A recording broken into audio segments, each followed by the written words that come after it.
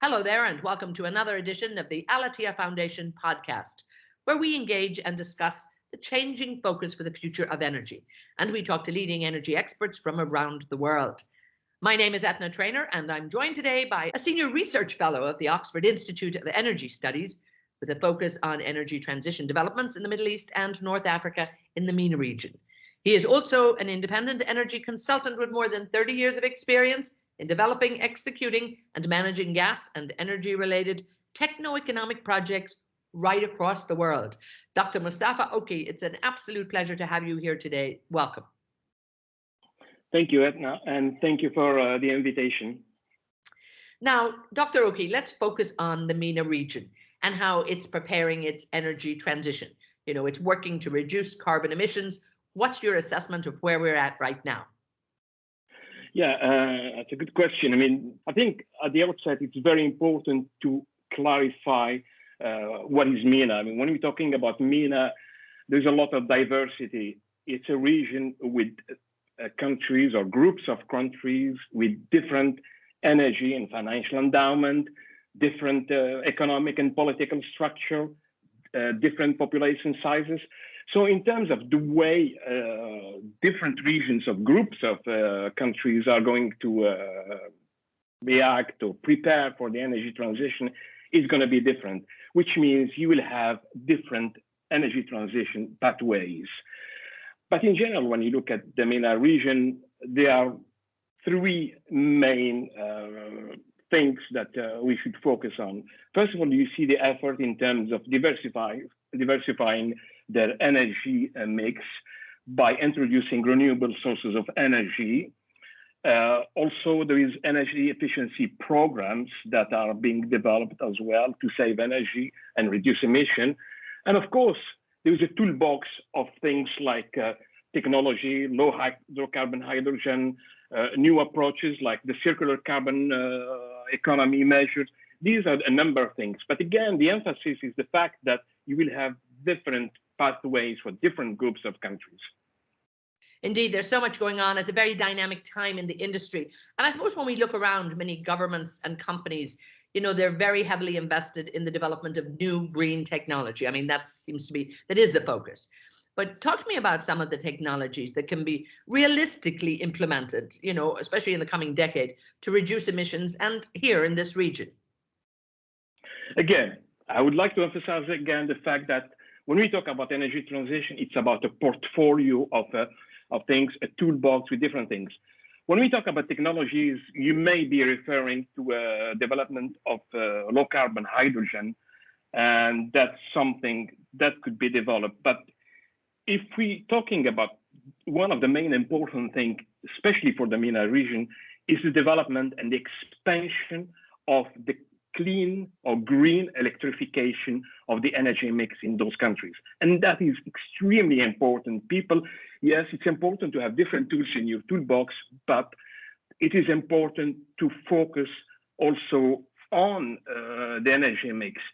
Now, when we talk about energy transition, one thing that I haven't mentioned at the beginning, when we look at the MENA countries, especially those endowed with hydrocarbon resources, natural gas also is part of the transition.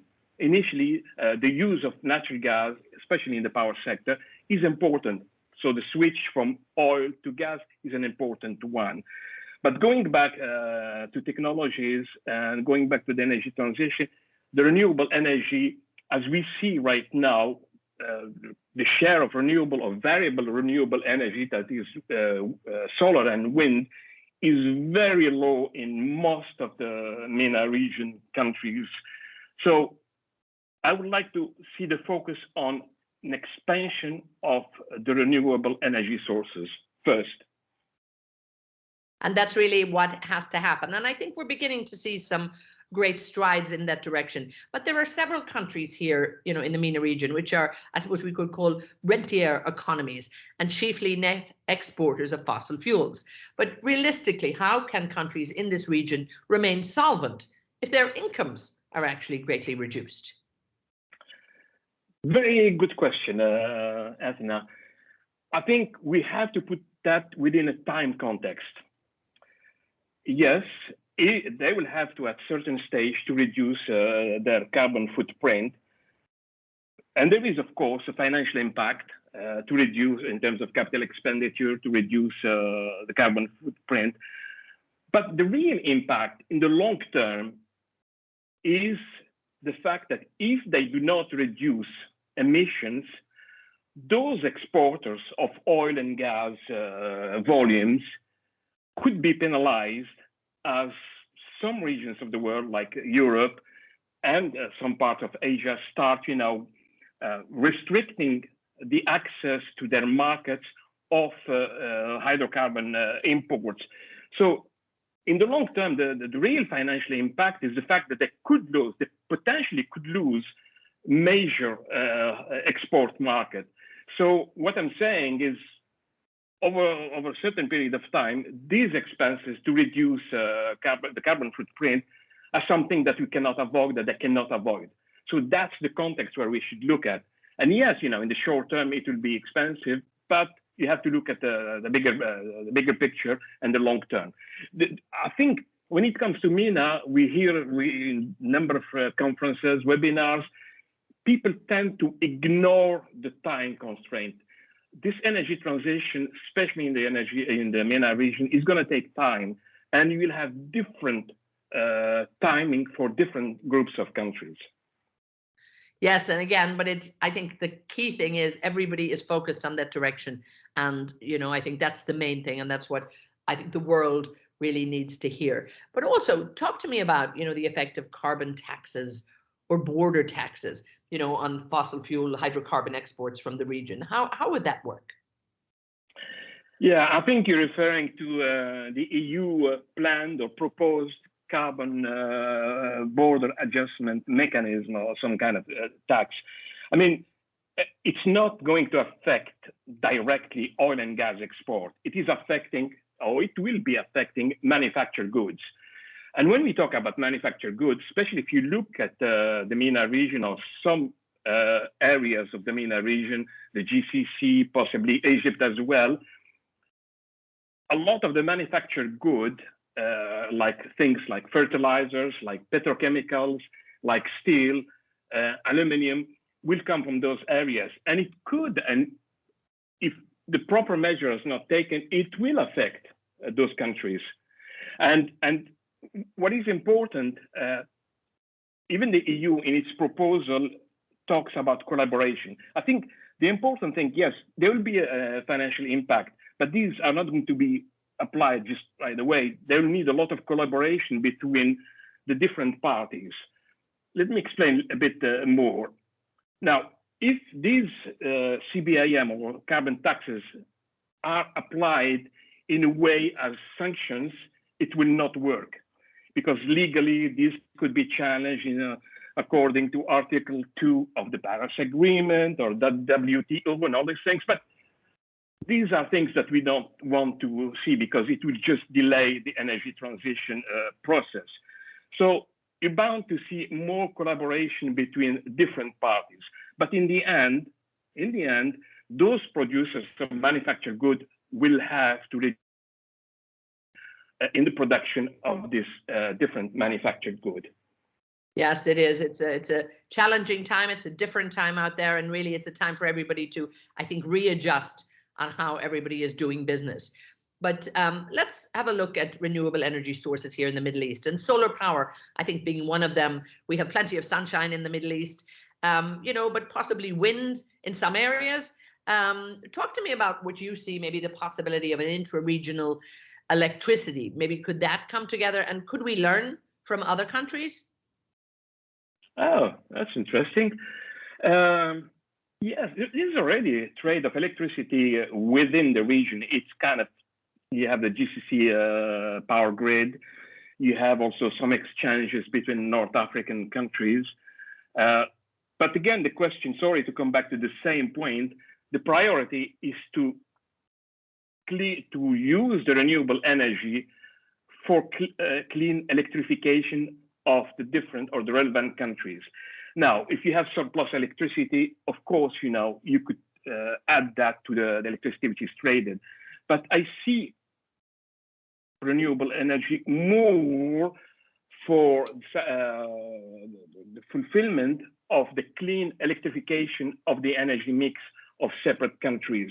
And there's another thing, is the fact that it's not going to be an easy task, because it is going to require a lot of money. The financing of these renewable energy, it's not only a power plant or a solar plant or a wind thing, it's the whole chain. You will need transmission, you need a lot of things. So yes, to answer your question, yes, there's a possibility to export the excess or the surplus electricity that is available, but the focus has to be on the clean electrification, because most of the countries in the MENA region, the share of variable renewable energy is in very low, single digit. I think there is only 2 or 3 countries in the MENA region which have the share of the renewable higher than 30%. So again, clean electrification. So investment is absolutely essential. And again, I think we look at the great opportunities that are there. Investment also in hydrogen production from natural gas. I think this is something people are looking at right now when we look at the hydrogen future, you know, production with ammonia, methanol used as an export medium right now. Talk to me about the technologies, and could you think that it can scaled up? And will this actually save fossil fuel reserves in the ground from becoming stranded assets? No, I mean, fossil fuels will not be stranded assets in some regions. There will still be a use for those fossil fuels, especially those where the cost of production are very low. But in terms of low carbon hydrogen, this is a very complex setting. It will require maybe a session for that. But very quickly, the development of low carbon hydrogen, whether it's blue hydrogen or green hydrogen, will require a lot of investment, because the key challenge, the scaling up of the capacity of the electrolyzer in the case of green hydrogen, the scaling up of CCS or CCUS facilities. So the challenge is a commercial challenge. It's a challenge in terms of scaling up, and that will require the collaboration or the commitment, long-term commitment of sellers and buyers, because it's a new market. Again, I can tell you a lot, but these are the main challenges. But let's have a look at, you know, green hydrogen production, particularly with electrolysis of water using solar power. I mean, you talk about, yes, the investment in that, but do you see these technologies being scaled up eventually to become economically viable?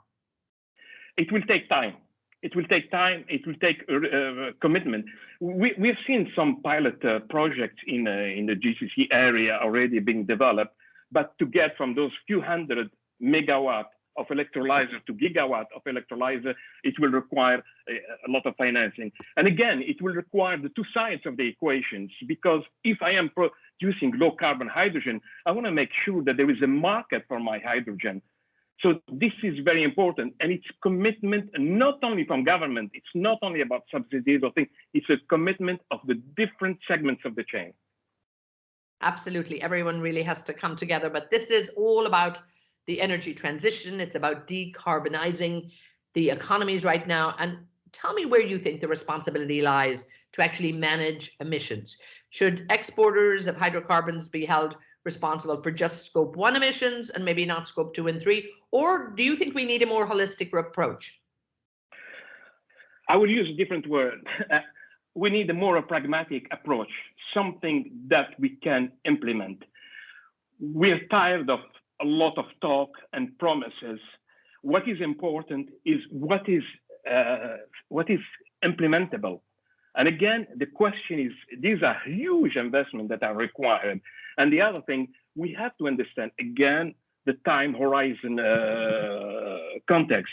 In the case of the MENA region, and specifically about low carbon hydrogen, in the end, you will see a small number of countries in the MENA region potentially becoming producers and sellers of low carbon hydrogen. Initially, we're going to see the blue hydrogen being developed, and then it will move to hydrogen. But it's again, you know, a question between sellers and buyers and commitment. Right now, investors, the commercial bank or the financial institution are reluctant to invest. They want a lot of support from government. But as you know better than I do, maybe in the region, there's a lot of financial constraints, even in the financially endowed countries. So it's a situation where you need all the parties to be involved.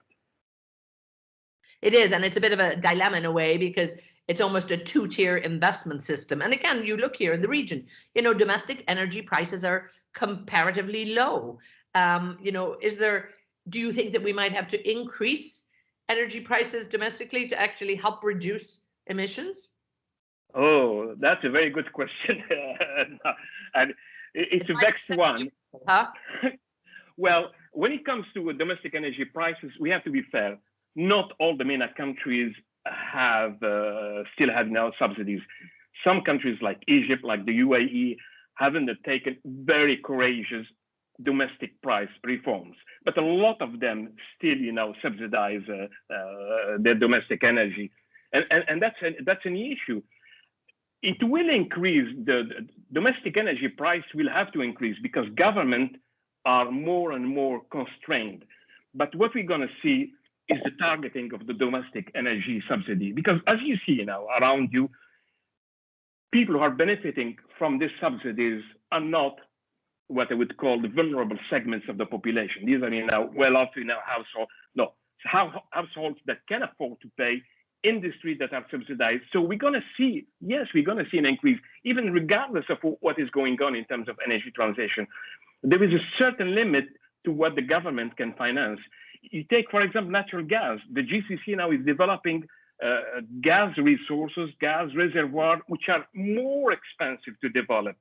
So the cost of developing that, so there is a trend, there'll be a pressure to increase prices. And of course, it will be good because that will work with energy efficiency and that will reduce consumption and save emissions.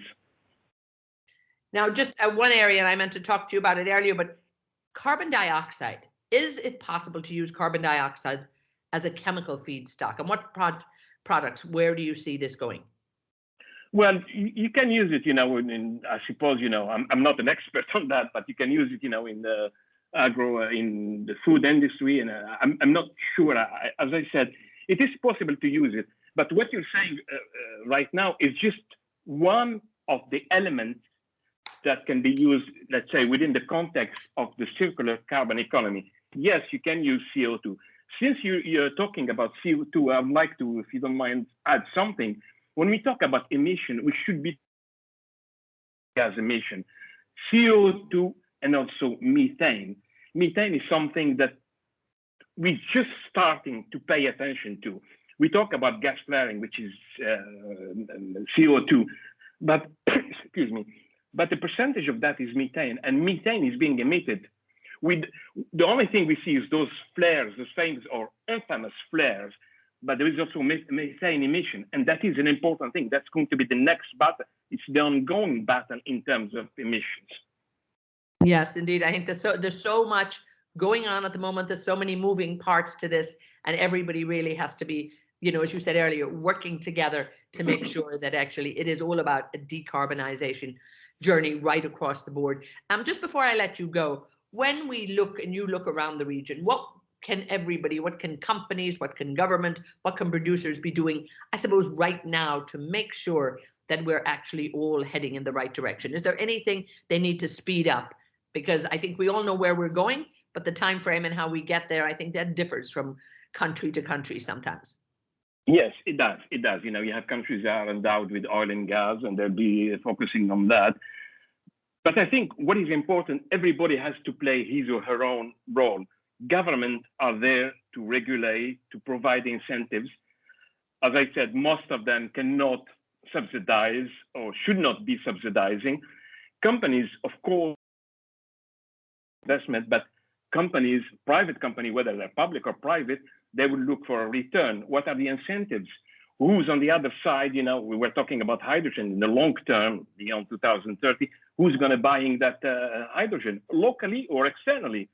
So everybody has to play his or her role.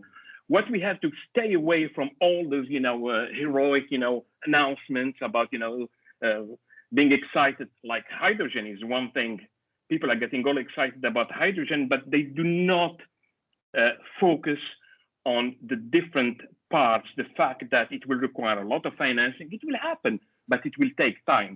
We have all the stakeholders have to work together, collaborate. We shouldn't have any conflict or any kind of confrontation, and make sure that we work on realistic options.